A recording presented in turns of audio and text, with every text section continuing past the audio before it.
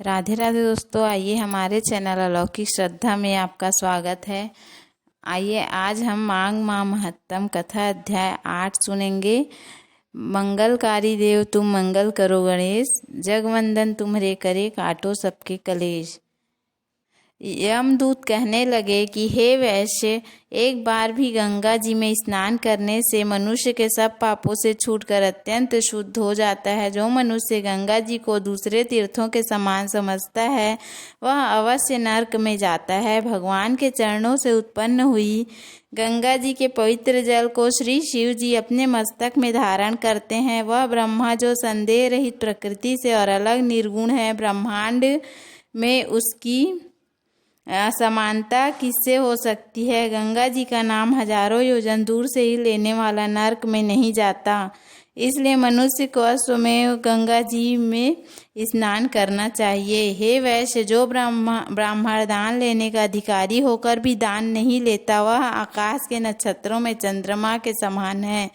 जो कीचड़ से गौ को निकालता है, जो रोगी की रक्षा करता है, जो गौशाला में मरता है वह आकाश में तारा होता है। प्राणायाम करने वाले मनुष्य सदैव उत्तम गति को प्राप्त होते हैं। प्रातः समय स्नान के पश्चात जो 16 प्राणायाम करते हैं वह घोर पापों से बच जाते हैं। जो पराई स्त्री को माता समान मानते हैं वह यम की यातना को नहीं भोगते। जो मन से कभी पर स्त्री का चिंतन नहीं करता वह दोनों लोकों को अपने अधीन करता है। जो पराये धन को मिट्टी के समान समझता है वह स्वर्ग में जाता है। जिसने क्रोध को जीत लिया मानो उसने स्वर्ग को ही जीत लिया। जो माता पिता की सेवा देवता तुल्य करता है वह यम द्वार नहीं देखता, और जो गुरु की सेवा करते हैं वह ब्रह्मलोक को प्राप्त होते हैं। सील की रक्षा करने वाली स्त्री धन्य है, सील भंग करने वाली स्त्री यमलोक को जाती है। जो वेदों और शास्त्रों को पढ़ते हैं या पुराण और संहिता को पढ़ते हैं और सुनते हैं, जो स्मृति का व्याख्यान और धर्मशास्त्र समझते हैं या जो वेदांत में लीन रहते हैं वह पाप रहित होकर ब्रह्मलोक को प्राप्त होते हैं। जो अज्ञानियों को वेद शास्त्र का ज्ञान देते हैं वे देवताओं से भी पूजित होते हैं। कुछ देर रुककर यमदूत ने पुनः कहा, हे वैश्य, ये श्रेष्ठ यमराज ने हमको वही आज्ञा दे रखी है कि तुम किसी वैष्णव को मेरे पास मत लाओ। हे वैश्य, पापी लोगों को इस संसार रूपी नरक को पार करने के लिए भगवान की भक्ति के सिवा दूसरा कोई उपाय नहीं। भगवान की भक्ति न करने वाले मनुष्य को चांडाल के समान समझना चाहिए। भगवान के भक्त अपने माता पिता दोनों के कुलों को तार देते हैं और उनको नरक में नहीं रहने देते। और जो मनुष्य वैष्णव का भोजन करते हैं वे भी भगवान की कृपा से श्रेष्ठ गति को प्राप्त होते हैं। भगवान को सदैव वैष्णव का अन्न खाना चाहिए। से बुद्धि पवित्र होकर मनुष्य पाप नहीं करता। गोविंदाय नमः इस मंत्र का जाप करता हुआ जो मनुष्य मृत्यु को प्राप्त होता है वह परम धाम को प्राप्त होता है, इसमें कोई संदेह नहीं। जो सदैव ओम नमः भगवते वासुदेवाय इस मंत्र का जाप करता है उसके बड़े बड़े पाप भी नष्ट हो जाते हैं। यमदूत कहने लगा कि हे वैश्य, मनुष्य को सदैव शालिग्राम की शिला में तथा वज्र या गोमती चक्र में भगवान वासुदेव का पूजन करना चाहिए, क्योंकि सब पापों का नाश करने वाले, सब पुण्यों को देने वाले तथा मुक्ति प्रदान करने वाले भगवान विष्णु का इसमें निवास होता है। जो मनुष्य शालिग्राम की शिला या हरि चक्र का पूजन करता है वह अनेक मंत्रों का फल प्राप्त कर लेता है। जो फल देवताओं को निर्गुण ब्रह्मा की उपासना में मिलता है वही फल मनुष्य को भगवान शालिग्राम का पूजन करने से मिलता है।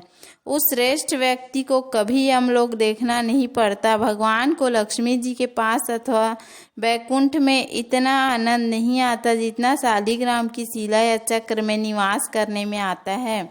स्वर्ण कमल युक्त करोड़ों शिवलिंग के पूजन से इतना फल नहीं मिलता जितना एक दिन शालिग्राम के पूजन से मिलता है।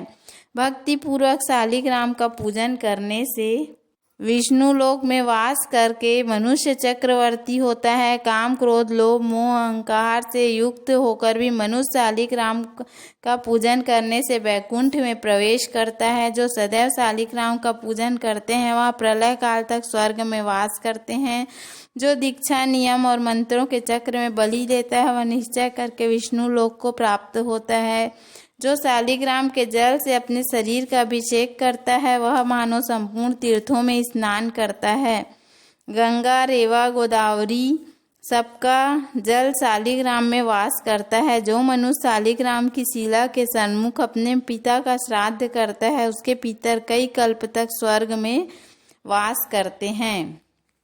जो लोग नित्य शालिग्राम जी की शिला का जल पीते हैं वे हजारों बार पंचगव्य पीने के समान फल पाते हैं। यदि शालिग्राम जी की शिला का जल पिया जाए तो सहस्त्रों तीर्थ करने से क्या लाभ। जहाँ पर शालिग्राम है वह स्थान तीर्थ स्थान के समान ही है। वहाँ पर किए गए संपूर्ण दान, होम करोड़ों गुणा फल को प्राप्त होता है। जो एक बूंद भी शालिग्राम का जल पीता है वह दोबारा मृत्युलोक में नहीं जन्म पाता, अर्थात गर्भाशय में नहीं जाता। शालिग्राम शिला में जो कीड़े मकोड़े एक कोस के अंतर पर मरते हैं वह भी वैकुंठ को प्राप्त होते हैं।